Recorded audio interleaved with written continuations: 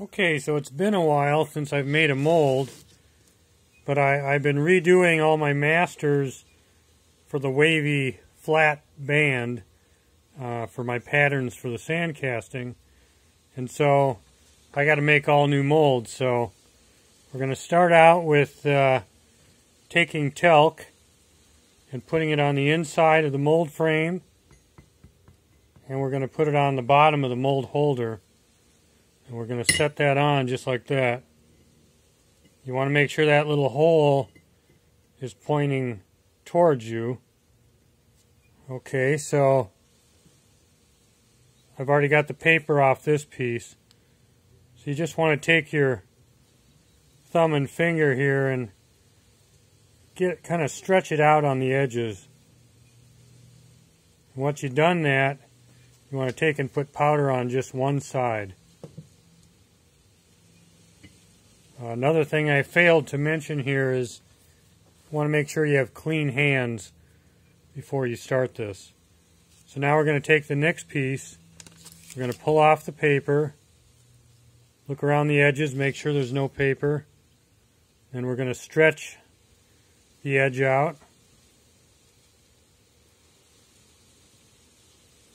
So this system uses a toaster oven, and it takes the place of an expensive vulcanizer, and you get really terrific molds with this. Okay, so we've stretched that out. Now we want these two pieces to adhere together well, so we don't put any talc on between them there. Okay, so now that we got that, we're going to take our mold cone and our rod here and slide it in there. Maybe, let's see here. Okay. So really you want it to come up through like that and just kind of poke through the end there.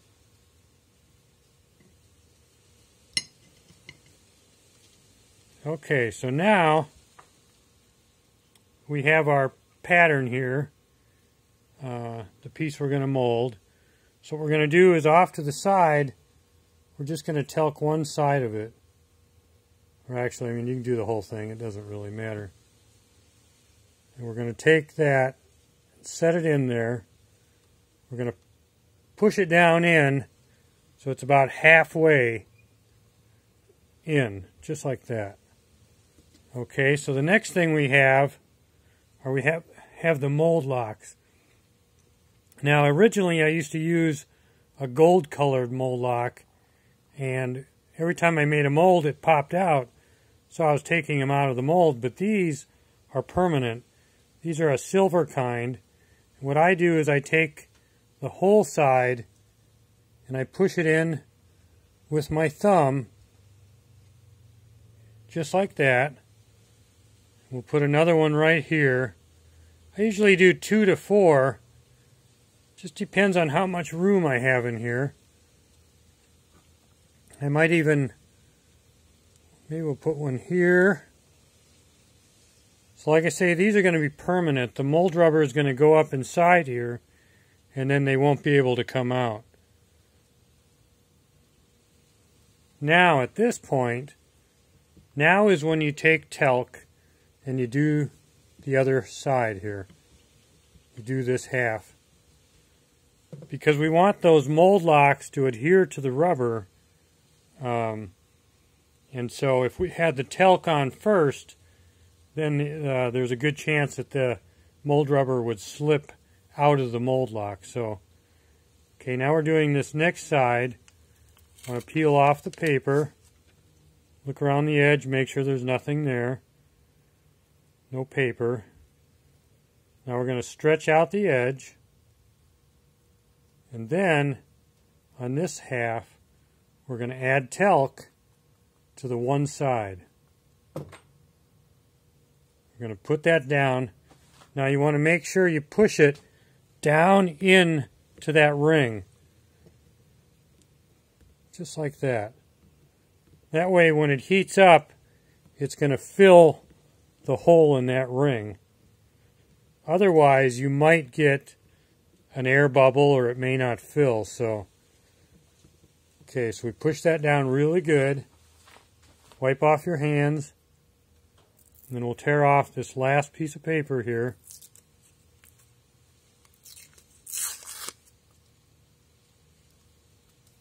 Now I have my toaster oven on, and it's warming up to somewhere between 330 and 350 degrees Fahrenheit. And by the time I get this done, it'll be ready to go in there.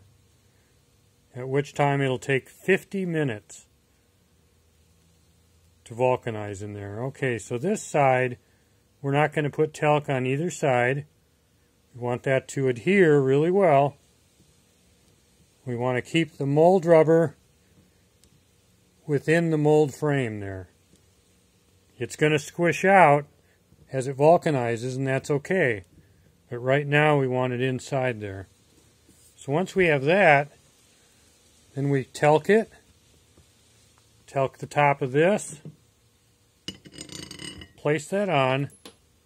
Now you should have maybe a respirator on or good ventilation, because it's not good to breathe in talc.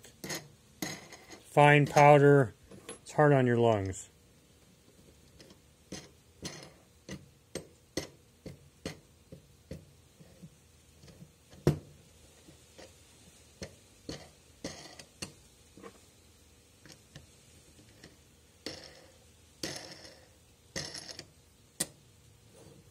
So we want to tighten these down and make them as even as we can.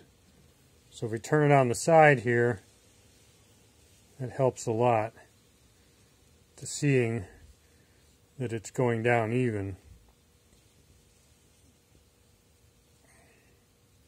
Just get it as far as you can, and that's all you need. So when we put it in the toaster oven, we're not going to take it out and tighten those down. It's as tight as they need to be.